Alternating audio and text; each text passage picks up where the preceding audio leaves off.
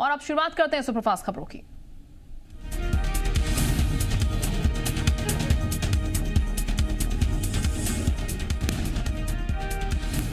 तो देश में कोरोना विस्फोट के बीच राहत वाली खबर। पहली बार एक दिन में 2,51,827 लोगों ने दी कोरोना को मात। 24 घंटे में 3,23,000 नए केस, 2,771 की मौत।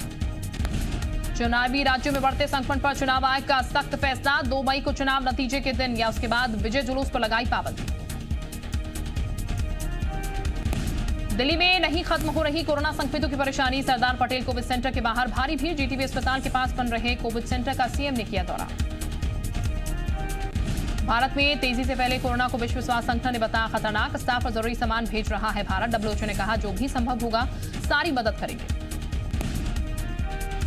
कोरोना महामारी पर इस समय दुनिया के कई देश भारत के साथ खड़े। कोरोना से जंग में ब्रिटेन ने भारत की बड़ी मदद की। ब्रिटेन से 100 वेंटिलेटर, 95 ऑक्सीजन कॉन्सेंट्रेटर भारत पहुंचे। प्रधानमंत्री मोदी की बात अमेरिकी राष्ट्रपति जो बाइडेन और जापान के पीएम योशिहिदे सुगा से हुई है। कोरोना संकट पर प्रधानमंत्री मोदी और अमेरिकी राष्ट्रपति जो बाइडेन के बीच बातचीत। कोरोना की मदद के साथ साथ अमेरिका वैक्सीन बनाने के लिए देगा कच्चा माल। प्रधानमंत्री मोदी की जापान के पीएम योशिहिदे सुगा से हुई बात। कोरोना से निपटने में दोनों देशों ने सहयोग का किया समर्थन। जापान ने कहा भारत की हर संभव मदद करेंगे। कोरोना से बिगड़े हालात पर आज सुप्रीम कोर्ट में अहम सुनवाई। नए चीफ जस्टिस एनवी रमना ने सुनवाई के लिए स्पेशल बेंच का किया गठन। केंद्र सरकार ने serum institute of Bharat biotech से की अपील। कहा वैक्सीन के दाम कम करे निर्माता कंपनी। 1 मई से 18 साल से ऊपर सभी का वैक्सीनेशन। दिल्ली हाईकोर्ट के जज और अधिकारियों के लिए अशोका होटल के 100 कमरों को कोविड केयर सेंटर में बदला गया। दिल्ली सरकार का बड़ा फैसला। महाराष्ट्र में कोरोना के नए मामलों में मामूली सुधार। बीते 24 घंटे में आए 48,700 नए मरीज। इस दौरान 524 लोगों की मौत। लंबे वक्त के बाद 50,000 से कम। कर्नाटक में आज से 14 दिन के लिए कोविड कर्फ्यू। कोरोना की तेजी से बढ़ते मामलों के बाद फैसला। 10 मई को हालात की समीक्षा की जाएगी। कई जगह प्रवासी मजदूर घर जाने के लिए निकले। मध्य प्रदेश में कोरोना का कहर जारी। प्रदेश की कोरोना पॉजिटिविटी रेट 23%। 24 घंटे में कोरोना के 12,686 नए मरीज आए सामने। इंदौर में 1,841, भोपाल में 1,824, कोलार में 1,208 और जबलपुर में 807 नए केस मिले। प्रदेश में 88 मरीजों की हुई मौत। एक्टिव केस बढ़कर 92,534 हो गए। छत्तीसगढ़ में कोरोना का कहर जारी। 24 घंटे में 15,084 नए मरीज आए सामने, जिनमें से रायपुर में 1,394, बिलासपुर में 1,296, दुर्ग में 1,183, रायगढ़ में 1,085 और कोरबा में 1,036 नए केस मिले। प्रदेश में 215 मरीजों की मौत हुई, जिसमें से रायपुर में 62, बिलासपुर में 28, दुर्ग में 18, कोरबा में 17, रायगढ़ में 11 मौतें हुई हैं। अभी प्रदेश में एक्टिव केस 1,21,252। कांग्रेस के वरिष्ठ नेता और पूर्व पीएम अटल जी की भतीजी करुणा शुक्ला कोरोना से जंग हार गई। रामकृष्ण केयर अस्पताल में इलाज के दौरान करुणा शुक्ला का निधन हो गया। सीएम भूपेश बघेल ने करुणा शुक्ला के निधन पर शोक जताया। सीएम भूपेश बघेल ने ट्वीट किया करुणा चाची नहीं रही, निष्ठुर कोरोना ने उन्हें भी ले लिया। राजनीति से परे उनमें बहुत आत्मीय पारिवारिक रिश्ते रहे। पूर्व सांसद करुणा शुक्ला के निधन पर छत्तीसगढ़ के नेता प्रतिपक्ष धर्मलाल कौशिक और पूर्व सीएम डॉक्टर रमन सिंह ने दुख जताया है। रमन सिंह ने ट्वीट में लिखा कि करुणा शुक्ला जी के आकस्मिक निधन का बेहद दुखद समाचार मिला। मां बमलेश्वरी उन्हें अपनी श्री चरणों में स्थान दे और उनके परिजनों को धैर्य प्रदान करे। करुणा शुक्ला के निधन पर राजनीतिक गलियारों में शोक की लहर। छत्तीसगढ़ के स्वास्थ्य मंत्री टीएस सिंहदेव ने ट्वीट कर करुणा शुक्ला के निधन पर दुख व्यक्त किया। टीएस सिंहदेव ने लिखा कि वरिष्ठ कांग्रेस नेता और पूर्व सांसद करुणा शुक्ला की कोरोना से मौत के समाचार से दुखी हूं। ईश्वर दिवंगत आत्मा को शांति दे और परिजनों को इस दुख को सहने की शक्ति प्रदान करे। पूर्व सीएम डॉक्टर रमन सिंह ने सीएम भूपेश बघेल को पत्र लिखा, जिसमें उन्होंने कोरोना संकट के मद्देनजर सभी पेंशनधारी हितग्राहियों को पेंशन राशि जल्द देने की मांग की। स्ट्रीट वेंडर्स को 2-2 हजार रुपए की मदद उपलब्ध कराने का भी आग्रह किया। सीएम शिवराज सिंह चौहान आज बीना दौरे पर रहेंगे, जहां वो कोविड मरीजों के इलाज के लिए बन रहे 1000 बिस्तर के अस्थायी अस्पताल का जायजा लेंगे। बीना रिफाइनरी के पास बन रहे इस अस्पताल का निर्माण डीआरडीओ के सहयोग से हो रहा है। अस्पताल में बिजली पानी की लगातार सप्लाई चालू रहेगी। अस्पताल के निर्माण को लेकर सोमवार को सीएम शिवराज सिंह चौहान ने अधिकारियों के साथ सीएम हाउस में अहम बैठक भी की थी। सीएम ने अधिकारियों को युद्ध स्तर पर काम करने के निर्देश दिए। सीएम ने अधिकारियों से कहा कि कोरोना से निपटने के लिए एक-एक क्षण अहम है और बिना समय गंवाए अस्पताल के निर्माण का काम पूरा किया जाए। भोपाल में कोरोना की रफ्तार पर ब्रेक लगाने के लिए आज से जन जागरूकता अभियान शुरू होने जा रहा है। सोमवार को चिकित्सा शिक्षा मंत्री विश्वास सारंग ने भोपाल में जिला प्रशासन के अधिकारियों के साथ कोरोना के मौजूदा हालात की समीक्षा की। इस बैठक में आज से राजधानी भोपाल में जन जागरूकता अभियान चलाने का फैसला किया गया। मंत्री विश्वास सारंग ने कहा कि हमारा लक्ष्य 7 दिनों के अंदर संक्रमण की चेन को तोड़ने का है। बैठक में तय किया गया है कि एसडीएम और सीएसपी अपने अपने इलाके के रहवासी संघों के अध्यक्ष से चर्चा करेंगे। ऑक्सीजन की कमी से जूझ रहे ग्वालियर की अच्छी खबर। केंद्रीय मंत्री नरेंद्र सिंह तोमर की पहल पर ग्वालियर में जल्द ही ऑक्सीजन के 2 प्लांट लगाए जाएंगे। जय आरोग्य और मुरार जिला अस्पताल में ये ऑक्सीजन प्लांट लगाए जाएंगे। इन दोनों ऑक्सीजन प्लांट से जय आरोग्य अस्पताल में 900 बेड और मुरार जिला अस्पताल में 100 बेड के लिए ऑक्सीजन सप्लाई होगी। 2 से 3 हफ्ते में ये दोनों ही प्लांट बनकर तैयार हो जाएंगे। ऑक्सीजन एक्सप्रेस बोकारो से मध्य प्रदेश के लिए चल पड़ी है। रेल मंत्री पीयूष गोयल ने खुद ट्वीट कर इसकी जानकारी दी। आज सुबह 6 बजे बोकारो से रवाना हुई ऑक्सीजन एक्सप्रेस में 6 टैंकर लोडेड है, जो भोपाल और जबलपुर में ऑक्सीजन की सप्लाई को सुनिश्चित करेंगे। धार में बंद पड़ा ऑक्सीजन प्लांट 4 दिन में शुरू हो गया है। पीथमपुर औद्योगिक क्षेत्र में बना ऑक्सीजन प्लांट 3 साल से बंद पड़ा था। ऑक्सीजन प्लांट को 150 लोगों की टीम ने 4 दिन में शुरू कर दिया। नरसिंहपुर में गाडरवारा एसडीएम राजेंद्र पटेल की कोरोना से निधन हो गई। एसडीएम के निधन पर कलेक्टर भारत यादव ने शोक व्यक्त किया है। एसडीएम राजेंद्र पटेल 14 अप्रैल को कोरोना पॉजिटिव हुए। गाडरवारा स्वास्थ्य केंद्र में इलाज के दौरान हालात बिगड़ने पर उन्हें 23 अप्रैल को जबलपुर रेफर किया गया था, जहां इलाज के दौरान उनकी जान चली गई। राजधानी भोपाल से करीब 30 किलोमीटर दूर बसा चंदेरी गांव में सीएम की पहल से लोगों ने जागरूकता दिखाई और नतीजा है कि कोरोना यहां एंट्री नहीं कर सका। करीब 1500 की आबादी वाले इस गांव में लोगों ने खुद से ही कर्फ्यू लगा दिया है और गांव में लोग मास्क लगाकर और सैनिटाइज करके खुद को सुरक्षित रख रहे हैं।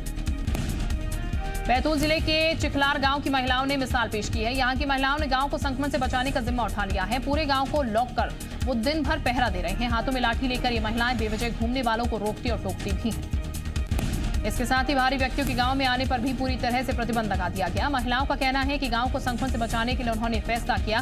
खास बात यह कि गांव में एक भी कोरोना पॉजिटिव मरीज नहीं। ग्वालियर के विनयनगर में रहने वाले 80 साल के दिगंबर सिंह ने कोरोना से जंग जीत ली है। उन्हें किसी हॉस्पिटल की भी जरूरत नहीं पड़ी, बल्कि घर में ही रहकर उन्होंने कोरोना को हरा दिया। कोरोना को हराकर समाज में दिगंबर सिंह ने एक सकारात्मक संदेश भी दिया। डॉक्टर भी ये मानते हैं कि सकारात्मक सोच और ऊर्जा से इस बीमारी को हराया जा सकता है। मंदसौर में बेवजह घर से बाहर घूमने वालों को प्रशासन ने अनोखी सजा दी है। बाहर घूमते हुए पकड़े जाने पर लोगों से योगा और प्राणायाम कराते हुए पुलिस नजर आई। एडिशनल एसपी और तहसीलदार की टीम ने कई लोगों को बेवजह घूमते हुए पकड़ा, जिसके बाद उन्हें सलीके से बैठाया गया। फिर फेफड़े को मजबूत करने के लिए प्राणायाम करवाया गया। लोगों को आगे से ऐसा नहीं करने की शपथ भी दिलाई गई। ग्वालियर में शहर की सबसे बड़ी मंडी अब संचालित नहीं होगी। स्थानीय प्रशासन ने भीड़भाड़ को देखते हुए लक्ष्मीगंज सब्जी मंडी को बंद करने के निर्देश दिए हैं। कलेक्टर ने ऐसे 10 पॉइंट का चुनाव किया जहां से फुटकर विक्रेता उनसे सब्जियां खरीदेंगे।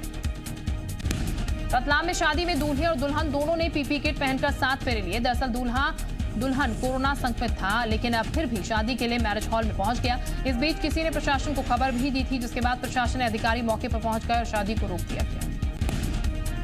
लेकिन परिजनों ने दादी की तबीयत का हवाला देते हुए इस शादी के लिए अनुमति मांगी, जो प्रशासन ने दे दी। शादी से पहले प्रशासन ने दूल्हा दुल्हन, पंडित और परिजनों से पीपी किट पहनने की बात कही और फिर जाकर ये शादी संपन्न हुई। इंदौर में रेमडेसिविर इंजेक्शन की कालाबाजारी करने वाला आरोपी पर रासुका के तहत कार्रवाई की गई। कनाडिया थाना पुलिस ने पिछले दिनों 2 इंजेक्शन के साथ आरोपी को गिरफ्तार किया था, जो हॉस्पिटल के बाहर 12-12 हजार रुपए में इंजेक्शन बेचने के लिए खड़ा था।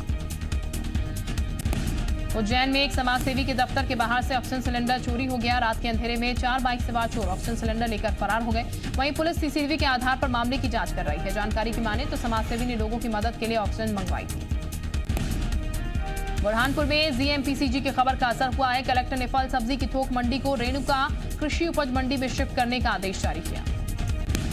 फल सब्जी मंडी में किसानों व्यापारियों की भीड़ ने सोशल डिस्टेंसिंग की धज्जियां उड़ाई थी, जिसकी खबर दिखाए जाने पर कलेक्टर ने संज्ञान लेते हुए मंडी को शिफ्ट करने का आदेश जारी किया।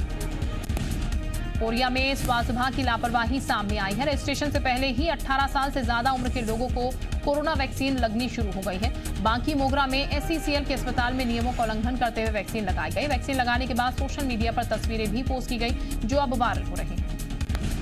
मामले में सीएमएचओ ने जानकारी न होने की बात कही। बता दें कि 1 मई से 18 साल से ज्यादा उम्र के लोगों को वैक्सीन लगनी है, जिसके लिए 28 अप्रैल से रजिस्ट्रेशन शुरू होना है, लेकिन तय समय से पहले ही 18 साल से ज्यादा उम्र के लोगों को वैक्सीन लगनी शुरू हो गई। कोरिया के मनेंद्रगढ़ विधायक डॉक्टर विनय जायसवाल के गले में मछली खाते समय कांटा फंस गया। उसके बाद इलाज के लिए सेंट्रल अस्पताल पहुंचे, जहां कड़ी मशक्कत के बाद डॉक्टर ने कांटा निकाला। जबलपुर के नूनपुर गांव में बरगी डैम की नहर फूटने से सैकड़ों किसानों की गेहूं की फसल जलमग्न हो गई, जिससे ग्रामीणों में आक्रोश है। प्रशासन पर आरोप लगाते हुए ग्रामीणों का कहना है कि 2 महीने पहले मेंटेनेंस के नाम पर जल संसाधन विभाग ने नहर को बंद कर दिया और फिर अचानक नहर को खोल दिया। पानी का दबाव नहर पर पड़ा, जिससे नहर फूट गई और नहर का पानी खेतों में जा घुसा, जिससे किसानों पर महामारी के साथ फसल बर्बाद होने की दोहरी मार पड़ी। ग्रामीणों का आरोप है कि नहर का मेंटेनेंस सिर्फ कागजों पर किया गया, जिसका खामियाजा किसानों को भुगतना पड़ा।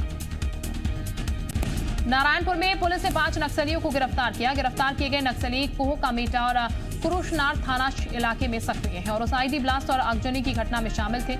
एएसपी नीरज चंद्राकर ने मामले की पुष्टि की। दंतेवाड़ा में एक इनामी नक्सली के साथ 4 नक्सलियों में एसपी के सामने आत्मसमर्पण कर दिया। सरेंडर करने वालों में मालांगीर एरिया कमेटी का सीएनएम कमांडर भीमा मडकाम शामिल है, जिस पर 1 लाख रुपए का इनाम था। इसके अलावा 3 अन्य मिलिशिया सदस्यों ने भी सरेंडर किया है। चारों नक्सलियों ने लोन वारंटू अभियान के तहत सरेंडर किया। ये आपको बता दें कि अब तक 92 इनामी नक्सली समेत 339 नक्सली लोन वारंटू अभियान के तहत सरेंडर कर चुके हैं। मुंगेली में जमीन के विवाद को लेकर 2 पक्ष आमने सामने आ गए, जिसमें एक परिवार के 3 लोगों की हत्या कर दी गई। पिता पुत्र और बेटी की डंडे से पीट कर दूसरे पक्ष ने हत्या कर दी। वहीं 2 लोगों की हालत गंभीर, जिन्हें जिला अस्पताल में भर्ती करवाया गया। पुलिस ने 3 लोगों को गिरफ्तार किया। पथरिया थाना क्षेत्र के जरेली गांव की घटना। छिंदवाड़ा पुलिस ने सट्टे के खिलाफ कार्रवाई की है। बुधवारी बाजार क्षेत्र में ऋषभ साहनी के घर पर पुलिस ने दबिश दी, जहां पर सट्टे का खेल चल रहा था। मौके से पुलिस ने आशीष और सल्लू नाम के 2 आरोपियों को गिरफ्तार किया। उनके पास से 6 मोबाइल फोन 65,000 रुपए जब्त किए गए। ग्वालियर जिले में हनुमान जयंती के मौके पर प्रदेश के प्रमुख मंदिरों पर भक्तों के प्रवेश पर रोक लगा दी गई। ऐसे में भक्त मंदिर के बाहर से ही दर्शन करके लौट रहे हैं। ग्वालियर के सबसे प्राचीन मंशापूर्ण हनुमान मंदिर पर हनुमान जयंती के दिन पुजारियों ने पूजा की। जबलपुर के सबसे प्राचीन पंचमठा हनुमान मंदिर में आज के दिन विशेष आयोजन किया गया। कोरोना संकट के बीच सुबह सुबह भगवान हनुमान का पंचामृत अभिषेक किया गया। उसके बाद पूजन पाठ करके हवन किया गया।